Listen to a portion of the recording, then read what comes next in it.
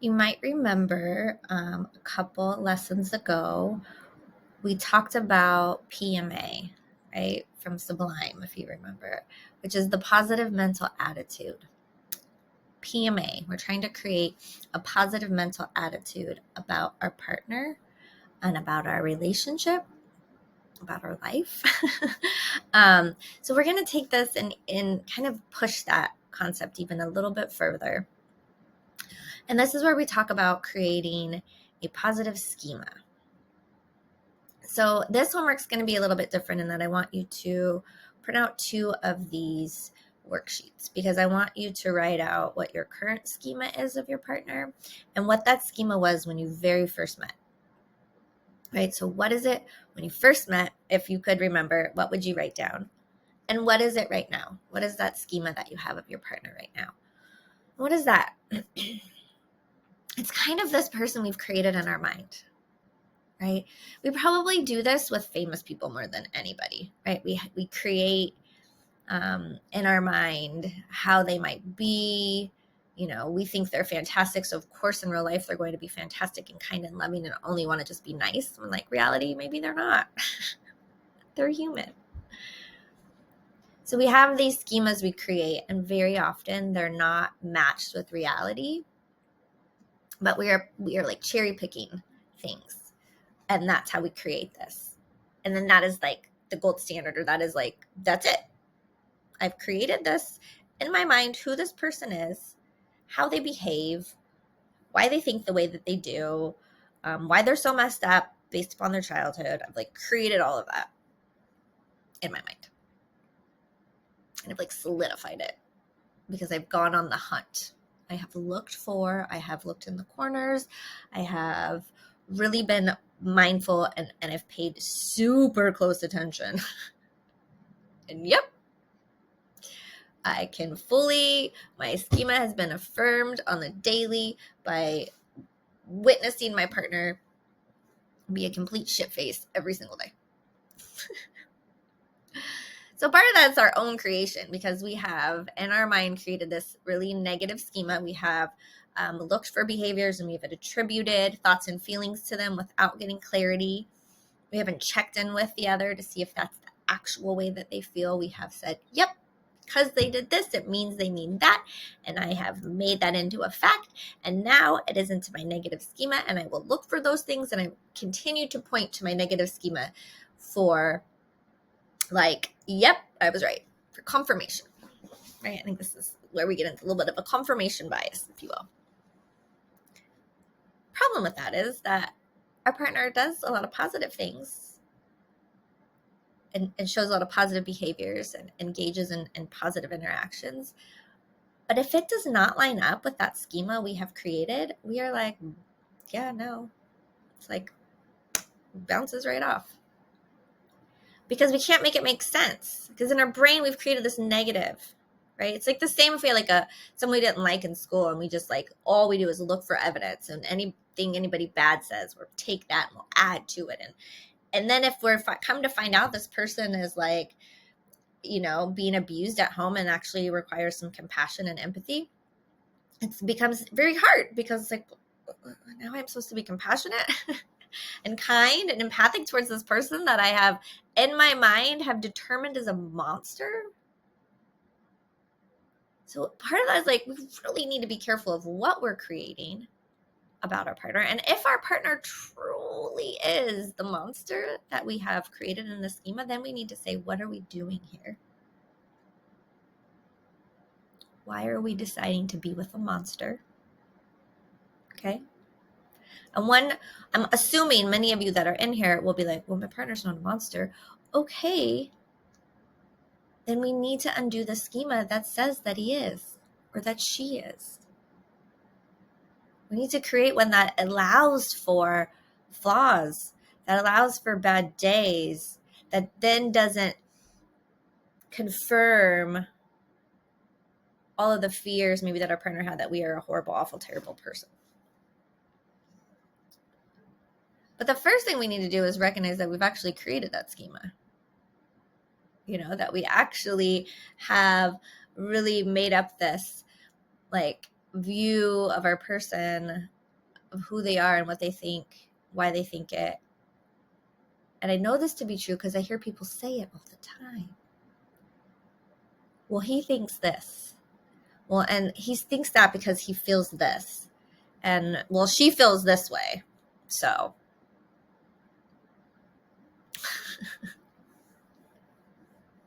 because so much of that happens. We don't check in. We don't ask, like, hey, I noticed that when this thing happened, your reaction felt different to me than it normally does. Like, can we talk about that? Not, ooh, they acted poorly in this situation, therefore, right, they're anxious, they're avoidant. I mean, we can create all kinds of things so that the next time we could then assume that's the way that they feel, again, without getting clarity. So taking so many of the tools we've already talked about, which is like clarity, curiosity, ask questions with genuine curiosity, not in a I gotcha, not a rhetorical, not in a, I mean, I guess it's more rhetorical, but people will say things like, so this, and this, does it mean that? And that, like, you're asking a question when you're really, my phone just made a noise, when you're really just trying to state how you feel. And if we've created a schema in which we've made it that our partner isn't someone we can trust, isn't someone that is safe,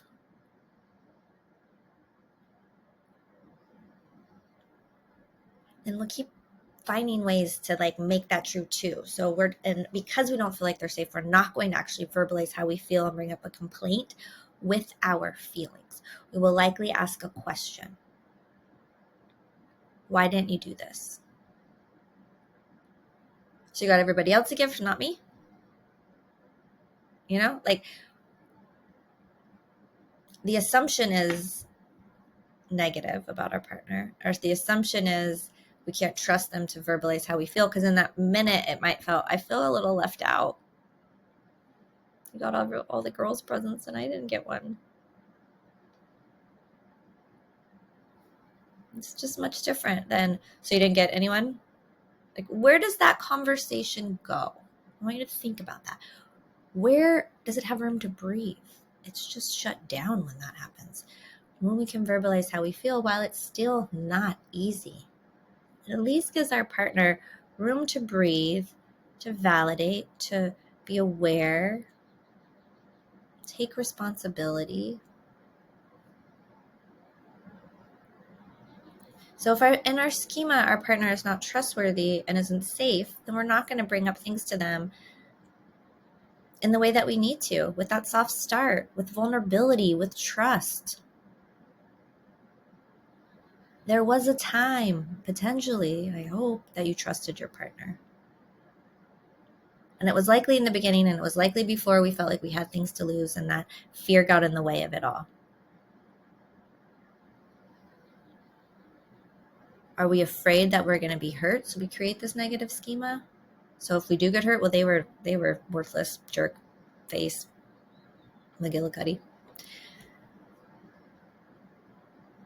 Because that may be why. Is it fear?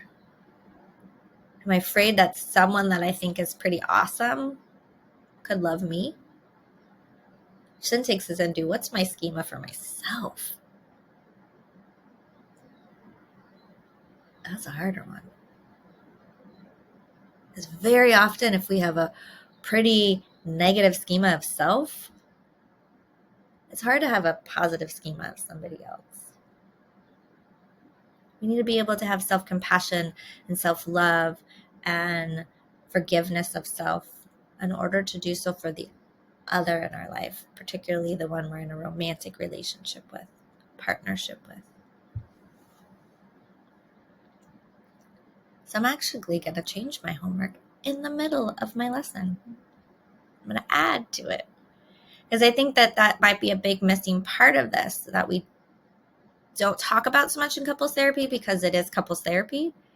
However, I really believe that we need to do a lot of self-work while in the couples therapy space. And I think this could be a really cool assignment to recognize. And the other part of that is like, we're probably really hard on ourselves, which then is also why we're hard on other people. So like, think about, what is the schema that I create for myself? Do I think I'm like a loser? What's my self-confidence level? Because like, if I'm not very confident in myself, then I'm probably like, why is my partner with me and not very confident in our relationship? Then I might also create some negative stuff about them, so that, you know, in my mind, if he leaves me, well, then I have like the negative things I could say about this person, instead of like having all this great things to say. And if they leave me, then how awful and how terrible I would feel. But, you know, I am a loser, so just, gets a little crazy. So let's do some self-work on that. I want you to think about what's your current schema of self? How do you think about yourself?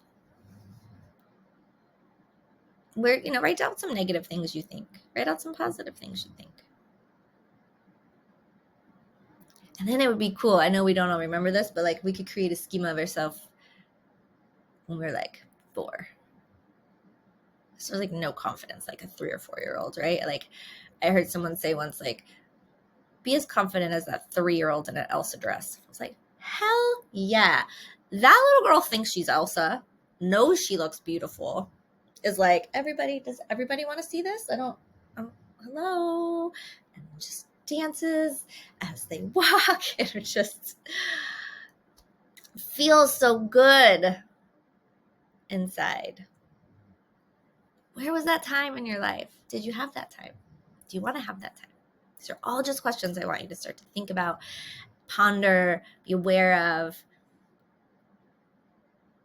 Will it help if I start to create a more positive schema of self, to then create a more positive schema for my partner or for anybody I'm in relationship with?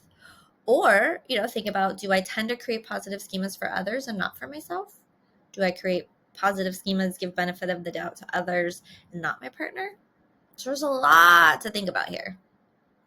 There's a lot to think about, lots of really awesome conversations that can come from these homework assignments and writing, current schema, past schema, right? So think about that.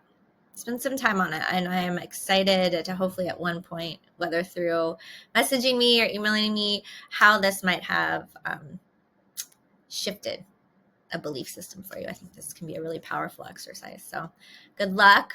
I'm really hopeful that you get as much out of it as I feel like you will in doing this exercise. So don't sleep on this one, okay? All right. Talk to you soon.